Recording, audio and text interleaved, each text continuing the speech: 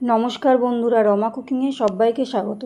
আজ আমি তৈরি করে দেখাবো ঝাল সুজি বা নোনতা সুজি। সকালের জলখাবারে বা সন্ধ্যেবেলার টিফিনে বানিয়ে ফেলুন ঝরঝরে ঝাল সুজি বা নোনতা সুজি। অনেকেই বাড়িতে এটা প্রায় বানিয়ে থাকেন, তবে আমি কিভাবে ঝাল সুজি একদম ঝরঝরে তৈরি করি সেই রেসিপিটা আজ আপনাদের সাথে শেয়ার করব। তাহলে চলুন ঝটপট বানিয়ে দেখাই।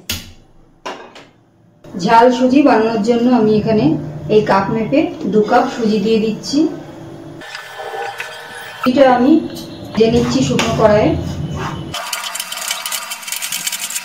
সুজিটা ভাজা হয়ে গেছে, এবার একটা প্লেটে সুজিটা আমি তুলে রাখবো। এবার কড়াইয়ে দিয়ে দিচ্ছি সাদা তেল, 2 চামচ মতো সাদা তেল দিয়ে দিয়েছি। গ্যাসের ফ্লেমটাকে মিডিয়ামে রেখে আমি তেলটা গরম করে নিচ্ছি। গরম হয়ে গেছে, এবার আমি দিয়ে দেবো এখানে কিছুটা কাজু, ভাঙা কাজু আর কিশমিশ আছে, খুব বেশি নেই, অল্প করেই আছে। অল্প করে দিয়ে দিচ্ছি কাজু কিশমিশ, একটু হালকা করে ভেজে নেব। আপনারা চাইলে চিনি বাদামও দিতে পারেন। কাজু কিশমিশটা ভাজা হয়ে গেছে, এবার আমি তুলে নিচ্ছি। এবার এই তেলে দিয়ে দিচ্ছি একটা শুকনো লঙ্কা ফাটিয়ে দিয়ে দিলাম। লঙ্কাটা একটু ভেজে নিচ্ছি। শুকনো লঙ্কাটা ভাজা হয়ে গেছে, এবার এর মধ্যে দিয়ে দেব একটা মিডিয়াম সাইজ পেঁয়াজ কেটে নিয়েছি কুচি করে, সেটা দিয়ে দিচ্ছি। এবার এর মধ্যে দিয়ে দিচ্ছি কুচি করে কেটে রাখা আদা, আর দিয়ে দিচ্ছি 2 কুচি করে কেটে রাখা কাঁচা লঙ্কা। সবকিছু একটু হালকা ভেজে নেব। এবার দিয়ে দিচ্ছি কুচি করে কেটে রাখা একটা মিডিয়াম সাইজ আলু। আলুটা দিয়ে একটু নাড়াচাড়া করে নিচ্ছি। আপনারা চাইলে এর মধ্যে গাজর, বিনস, ক্যাপসিকাম অ্যাড করতে পারেন। আমি এখানে শুধু আলু দিয়েই ঝাল সুজিটা করছি। এবার আমি এর মধ্যে দিয়ে দিচ্ছি পরিমাণ মতো নুন। নুনটা দিয়ে দিচ্ছি, তাহলে আলুটা একটু তাড়াতাড়ি সিদ্ধ হয়ে যাবে। গ্যাসের ফ্লেমটা মিডিয়ামে রেখে আমি এই রান্নাটা করছি। সবকিছু ভালো করে ভেজে নিয়েছি, আলুটা একদম সিদ্ধ হয়ে গেছে। আমি এর মধ্যে দিয়ে দেবো আগে থেকে ভেজে রাখা সুজি। সুজিটা দিয়ে ভালো করে মিশিয়ে নেব সবকিছুর সাথে।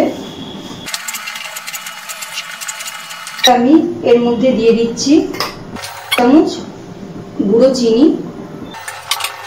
চিনিটা দিয়ে ভালো করে নাড়াচাড়া করে নিচ্ছি।